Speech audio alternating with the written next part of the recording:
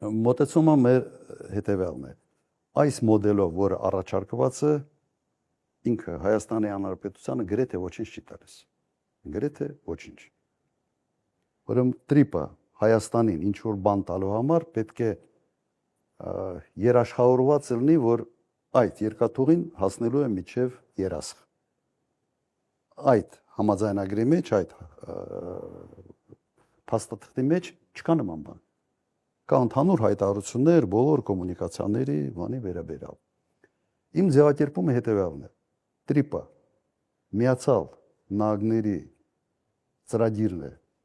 Հայաստանի Հանրապետությունում Թուրքիայի եւ Ադրբեջանի համար։ Իմ ձևակերպումը սա է։ Ես չեմ տեսնում նաեւ Միացյալ Նահանգների ուղիղ շահերը այստեղ, ավելի ճիշտ տեսնում եմ շահը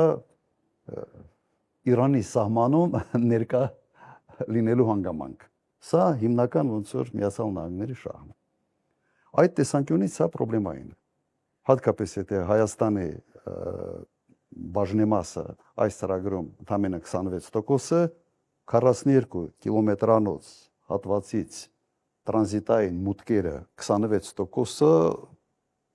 փող չի ընդհանրապես։ Ընդհանրապես։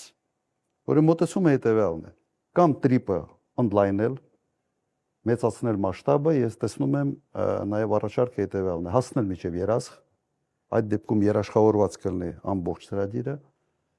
եւ իհարկե դա չի կարող լինել միայն Միացյալ Նահանգների ներկայացումը։ Մենք Իրանի Իսլամական Հանրապետության հետ լրջագույն խնդիրներ ունենալու ենք։ Ես չեմ կասկածում։ Ուրեմն կամ պետք է այդ ծրագիրը համալրվի այլ պետություններով, որոնց նկատմամբ Իրանի վստահությունը կա, եթե չի համալրվում, ապա խնդրահարույց ծրագիրը զուտ աշխարհական շահերի բախման առումով։ Դե պարոն նախագահ, ներողություն, դե նաև կա մի մեծ սուտ, որ իբր դա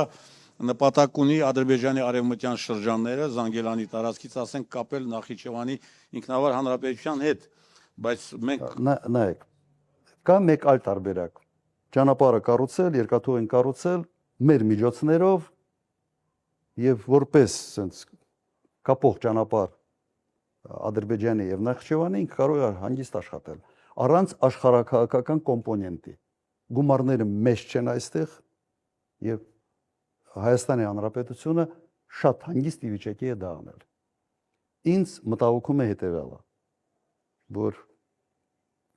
այդ ծրագիրը անպայման լարվածություն է ստեղծելու Հայաստանի եւ Իրանի միջև։ Չի կարող այդ լարվածությունը չլինել։ որ իրավունքը մենք չունենք, Նայեք, վերջի իրադարձությունները այսօր ըստ էության Միացյալ Նահանգները պատերազմի մեջ են Իրանի հետ։ Եվ այն ինչ արել են Միացյալ Նահանգները բանակցային գործընթացի ժամանակ ռմբակոծել, սպանել առաջնորդին հոգևոր եւ երկրի առաջի դեմքին սպանել մի շարք բարձրաստիճան պաշտոնյաներին,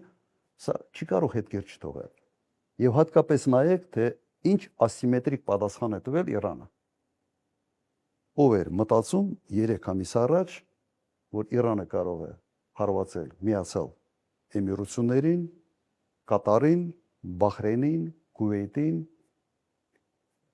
իրենք զգացին, որ նպատակը Միացյալ Նահանգների եւ Իսրայելի ռեժիմի փոփոխությունն է, իսլամական հանրապետության իության փոփոխությունն է։ Սա իրենք համարեցին գոյաբանական, այսպես, պայքար եւ գնացին ասիմետրիկ պատասխանների։ Ոչ ոք չէր, օրինակ ինձ համար սա sense ասեմ, մտածում է, որ դա ասիմետրիկ հնարավորություն ունի դա անելու, բայց կհամարձակվի թե ոչ, sense մեծ հարցական է։ Միացյալ Նահանգներում, օրինակ Վաշինգտոնում ոչ մի վերլուծաբան այդպիսի տարբերակ չի էլ քննարկել, չեն մտածել, բայց Իրանը արեց։ Հիմա որտեղ են երաշխիքները, որ Իրանը համապատասխան ձևով չի արձագանքելու։ Ինչ է կարող անել, ուղղակի փակել սահմանը։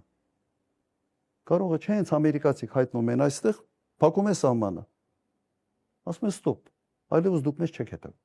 Հետաքրքիր չեք մեզ։ Վերեմ թվեր։ Հայաստանի եւ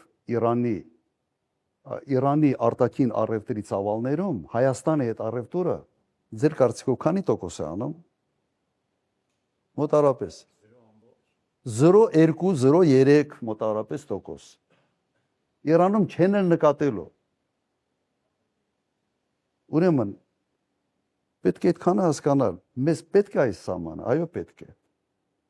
Սա միայն ոչ թե սահման է եւ հնարավորություն է առևտուր անել Իրանի հետ։ Այս ճանապարհից մենք օգտվում ենք նաեւ առևտուր զարգացնելու համար արաբական էմիրությունների հետ, ծավալը այստեղ բավական մեծ էր եւ ըստ էության սա ելք է դեպի Հնդկական օվկիանոս։ Եվ սա վտանգի տակ դնել sense մեկ ճանապարհի 43 կիլոմետրանոց մի կտորի sense տրանզիտի համար կներեք սա բանալ ողջամտությունը շատ հեռու է։ Նախ միջև տրիպը պետք է բանակցվեր Իրանի հետ, պետք է հասկանալ իրենց մտահոգությունները եւ ինչ կարգի հետևանքներ սա կարող են ունենալ։ Այսօր ղեկավարությունը Իրանում փոխված է։ Ես տեսնում եմ, որ իրենց շահերը պաշտպանելու գործում շատ ավելի վճռական են, քան եղել են։ Շատ ավելի վճռական են։ Եվ Հայաստանի կառավարությունը ուղղակի ականջին օղ պետք է անի մտածելով, թե հարևանիդ հետ դու հարաբերությունները պատրաստ ես փչացնել։